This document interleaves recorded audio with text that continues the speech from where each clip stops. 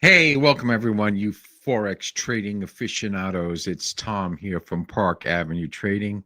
It is Saturday morning at 9:37 Eastern Standard Time, and just got a couple of announcements. I wanted to go on a rant because I felt that it was quite important to go over some geopolitical updates because although I am a technical trader, we have to pay attention to what's going on geopolitically. Not so much fundamentally. I mean, you got to pay attention to fundamentals, but what's really more important is like missiles launching around the world. And I wanted to discuss that with you guys and how it could affect currencies. So the question I had for everyone is like, what's more important than money? Well, health and life, because without health or without actually life on earth, all this shit that we're doing is actually worthless. So, for all intents and purposes, we were or are in World War III. And why do I say that? Well, the Ukraine war was a proxy war between the United States and Russia. It's a waste of money, it's a waste of life, it's a waste of there's nothing really there for anyone in the world. I mean, this is basically just a useless war, and a lot of wars are useless. But this was not a Russian aggression. Okay, in my opinion. All right.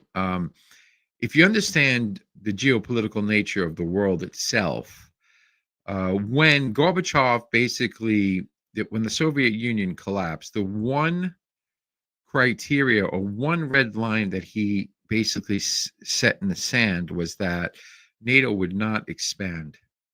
They would not move closer towards Russia. And they broke that agreement by basically constantly putting new countries into NATO or trying to get new members into NATO. They were basically threatening the Russians, and it caused instability in the world. And if you really think about it, Russia was never really aligned with China. They were natural enemies, but now they're aligned with China. So now the United States and the geniuses of the rest of the G7 have basically set up a political alliance that is against us, that is quite deadly. Now, why do I say that we were in World War III? When the Ukraine was given permission to launch U.S. missiles into Russia, that was the U.S. launching missiles into Russia. The next day, the British allowed British missiles to be launched into Russia. That's two countries that are attacking a sovereign nation. That's World War III. You can try to spin it any way you want, but if you want to use our definitions of war, that is World War III. Now,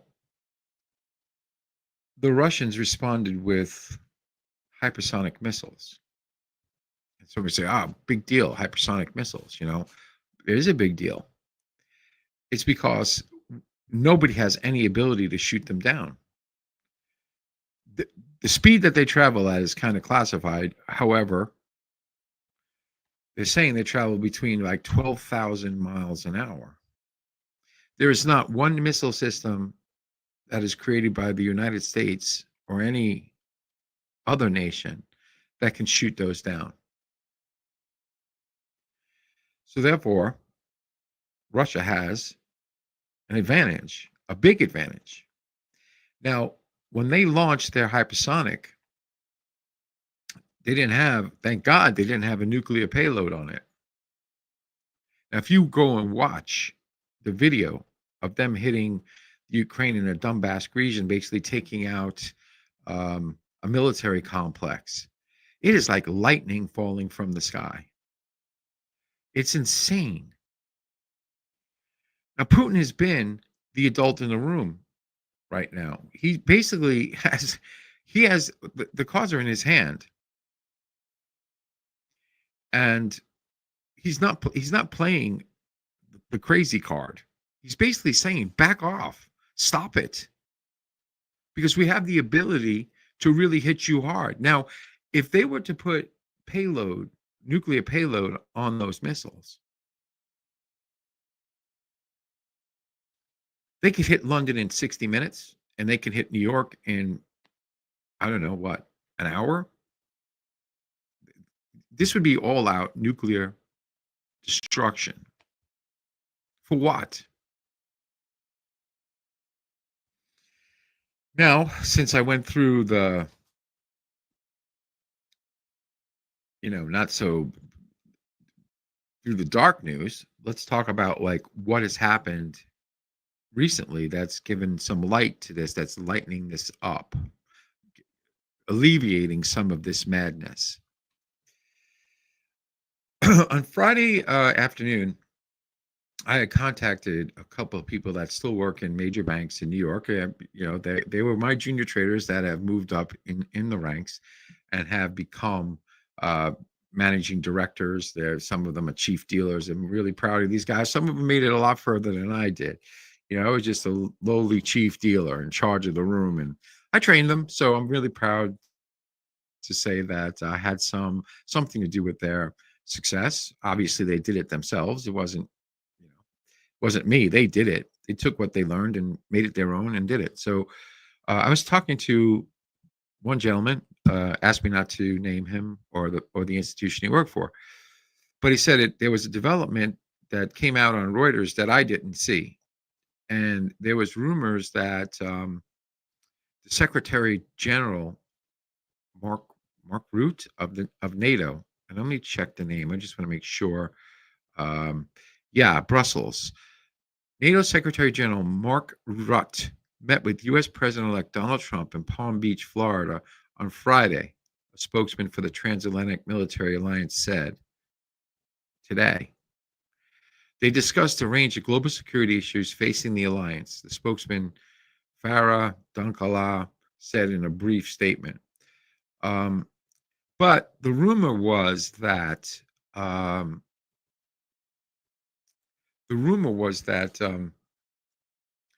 basically they're trying to set up a peace envoy.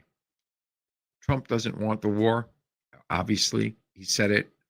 He doesn't want to continue this war, and he wants to basically get a peacekeeping buffer zone until he becomes elected to stop all this crazy hostility. And that's very good news. And the reason why I'm having this live is because how is it going to affect currencies? Well, first of all, we were in a downward trend in the euro and in the sterling dollar, and obviously euro yen and sterling yen has made a nice move down. So I'm going to be doing the weekly analysis. I'm going to be updating you on that, but we could get a turn in this. In other words, British pound could basically increase. So could the euro dollar, because that's good news for the continent. Not blowing people up is good news in the continent, for the continent. So I'm going to be doing the weekly update tomorrow. I'm going to be giving the points that are important, but I just wanted to mention that it hasn't really hit the American news yet that they've met. There's not really much about it at all. As a matter of fact, it took me, I had to go to Citizens Free Press, citizenfreepress.com. They're the only ones that have anything about it. The rest of the mainstream media here in the States has nothing about the meeting between the Secretary General of NATO and President-elect Trump. But I'm really happy to read about it. I'm really happy that maybe some cooler heads are starting to prevail, because nobody wants the direction of where they're going. That's for sure. And We don't want that. But this could change the outlook for the currencies. And I want I want to alert you to like what levels will actually show that there's going to be a decent recovery so that we can make some pips. So I'm sorry to start off on a dark moment. It is what it is. I look forward to seeing you actually in the trading room. Hopefully you join the trading room. If not, I'll see you in the videos. Make sure that you like and subscribe. And remember always, enjoy the party, but dance near the door. Cheers.